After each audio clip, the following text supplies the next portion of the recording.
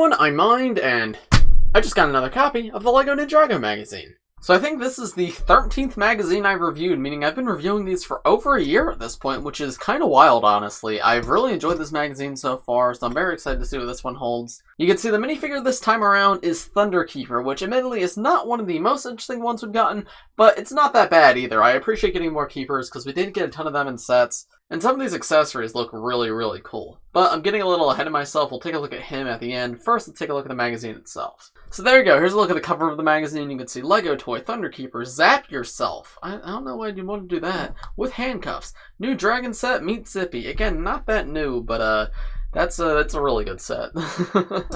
It's a 12-page comic. You got an island duel, Hunted. That was season 9, guys. I think you're a little confused here, but yeah, let's take a look inside. Poster for Master of the Mountain, as always. I'll probably start getting island posters as soon as the Seabound magazine starts, because, yeah, for some reason they advertised the previous wave in all the magazines. But yeah, Master of the Mountain poster right here. You can see, here's the table of contents, advertising the 2 posters right here, advertising the comics. So yeah, let's turn to the next page. Here's a little bio on Thunderkeeper. With this equipment, I don't have to fear anyone, especially not the ninja. Versatile, hunt ninja, catch fish, and be a lightning rod, all with this handy toothpick. This impressive spear prepares the islander for anything. Even your heroes are jealous. Artistic. The Thunderkeeper makes truly creative masks, decorated with huge teeth and fancy ornaments. But masks restrict visibility, good for the ninja, not good for mask wearers. Now notice there's like a little footnote right here, and it's just defining the word ornaments. Like I know these magazines are like made for younger kids, but I think kids know what ornaments are, right?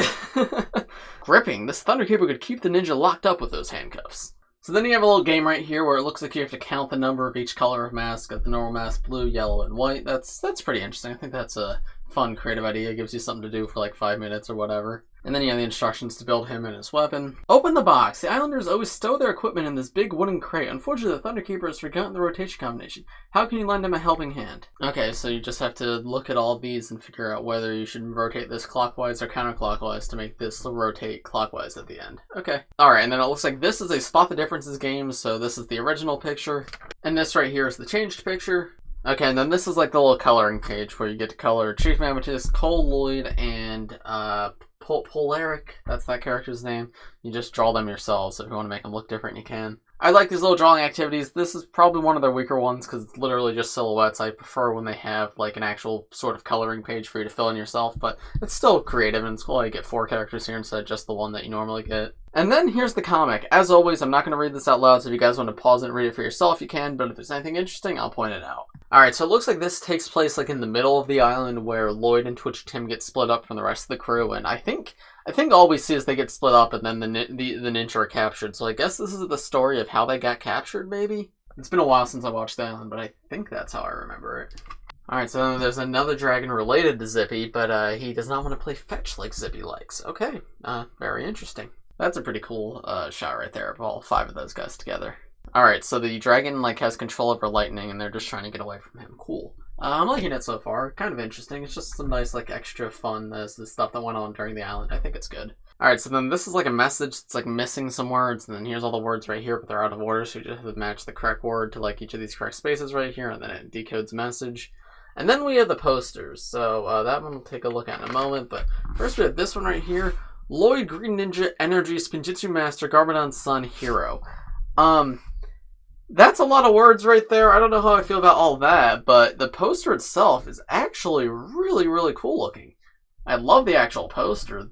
I don't think I've seen this render of Lloyd before. That's like the one they use on the box art, right? That's the face they use in the box art, but I don't think I've ever seen the full render of this suit. And this looks really good, actually. I think this shot of Lloyd with the background and everything looks great. I don't know how I feel about this text down here, but yeah, this is a really cool look at Lloyd. I really like that. And then the other side just has the official art for the Catamaran Sea Battle put over top of some waves and whatnot.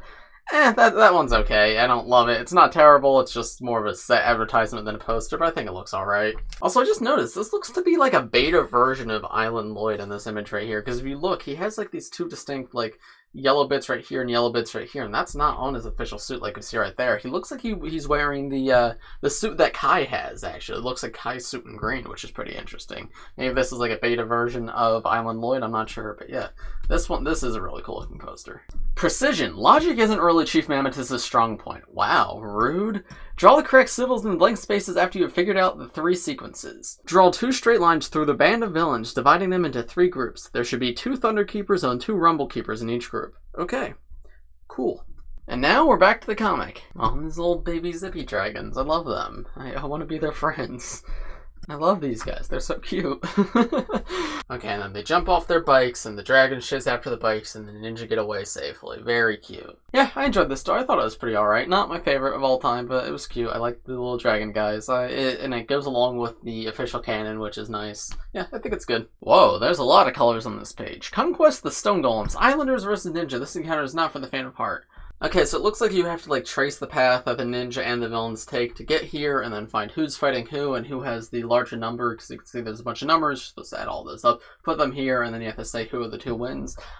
This is actually quite complex for a little magazine game. I like this one a lot. It's pretty good. Oh my god, guys, the Teapot of Tyron. Oh my goodness, Nauticon confirmed? Do not mess with Zippy. This is my boy right here. It looks like a lot of the recent magazines have just, like each of the Island magazines has been an advertisement for one set in each one. So this one is the Jungle Dragon. Normally I don't stay too long on these pages, but I just want to say this is probably my favorite set of this year so far. I absolutely love the Jungle Dragon set, so if you guys don't have it, I do highly recommend you pick it up because it's a great dragon and the figures are pretty good too. It's a really, really good set, so I highly, highly recommend you guys get this one. Fruit Fever. In order to carry as much fruit as possible, Jay must find the following fruit combination a total of 7 times. Help him out. Attention, the combinations are planted horizontally and vertically. So this is essentially a word search, but with fruit instead of words.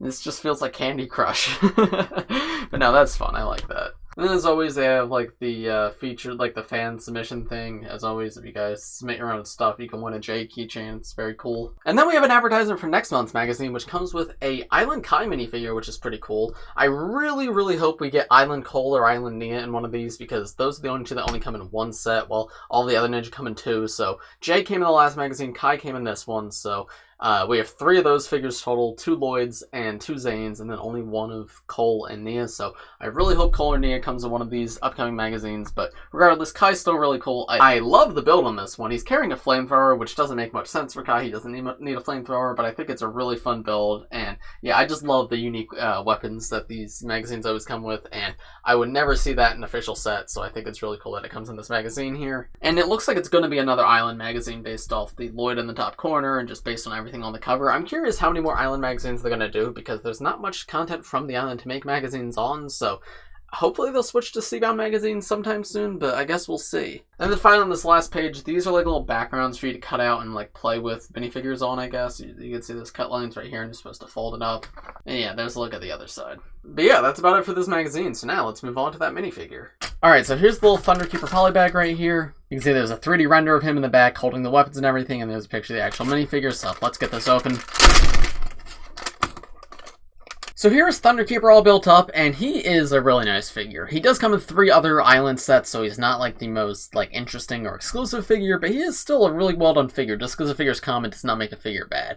The design on his face mask is great. It looks like it was actually like painted onto a board of wood. That looks incredible. And then he just uses the standard Keeper torso and legs, which again look absolutely perfect. They don't match the skin tone from the show, but it matches the ones from the set. So obviously, yeah, this guy is pretty much perfect. I really, really do love this figure. Not one of the most exceptional figures ever, but he is really good, and it's probably my 2nd favorite Keeper after Mammothus. He's definitely not as interesting as when we get like figures that were like previously exclusive to like a $130 set in a magazine. He is a very common figure, however. That's not a bad thing. There's tons of Keepers in the show. Unfortunately, no Thunderkeepers. I don't believe this mask ever appeared in the show, but there's tons of Keepers in the show, so if you already have Island sets, this is an easy guy to add to your collection, or if you don't have a ton of Island sets, this is a nice way to get 1 Keeper for cheap. I know I'll just be adding him to my display of the Keeper's Village, and I think he'll fit in absolutely perfectly there with the rest of them. Like, I really do appreciate getting another one, because when I got the Island sets, I really felt like they didn't have enough of these guys. I really felt like they needed more, so I'm really glad there was a way to get him in this magazine. However, the minifigure is only 1/2 of what's interesting about these polybags, because the accessories are usually always really, really interesting, and this might be my favorite accessory of the year so far. These are sand green handcuffs, which are really, really strange. So these magazines never come with exclusive pieces, but recently they've been coming with a lot of really uncommon ones. Like there was a Spinjitzu Burst Coal from a few months ago that came with a piece that was previously exclusive to the NES set. Well, these handcuffs were previously exclusive to the Statue of Liberty set. We've never got them in this color in any other set before, so it's super cool to get them here, because that's an awesome color for this piece. This piece has existed for like multiple decades at this point, but it was not recolored until very, very recently, and it's only started coming in other colors and sets like as of last year. And as I said, this specific color only comes in one set, and that set's like not one that Ninjago fans would probably typically get, so it's really cool to see that re-released here. I really appreciate that the designers did that, just give us a really like rare and exclusive piece in a really easy to get way, so I really do like that. And then the weapon, while there's no exclusive parts to it, is a really cool design. You can see there's an upside down spear, you got lightning coming out one side, you got a tooth coming out the other. I think it's a ton of fun. It's oversized, but a lot of these weapons are oversized, and it fits the aesthetic of the Keeper as well. I really don't have any complaints with it, just a lot of really cool parts used. There's a look at Thunderkeeper with his mask and accessories removed. There's the look at Thunderkeeper with his mask and accessories removed, so you can better look at his face and torso prints. He's got the smiling Keeper face print with the white markings on his face. And there's the back of his head where you can see those white markings continue, and you can also see he's got this like wooden clothing design that continues onto his back. Yeah, overall I quite like this one. Not the most interesting or exclusive figure, but he's a really nice addition to any collection, and the accessories here are really incredible. So, overall, would I recommend this magazine? I think this magazine is one of the ones that's better for like big Ninjago fans than new fans. Like, if you're someone who doesn't get a ton of LEGO and can't get every magazine or every set, I don't know if this is the magazine for you. You're probably better off with one of the ones that comes with, like, one of the Ninja. But if you're, like, a bigger Ninjago fan, or you have more money and you have a ton of the sets and whatnot, this is a great one to get, because this guy, he's not just, like, a duplicate of something you already have in your collection. He's a nice addition to your, like, Keeper army, and the accessories are especially great for collectors.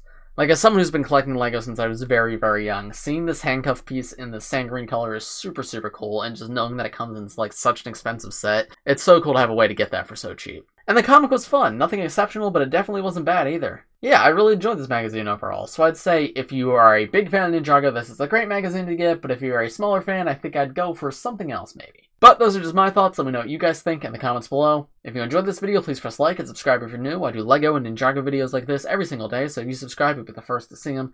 Thanks for watching, everybody, and I'll see you in the next one. Bye!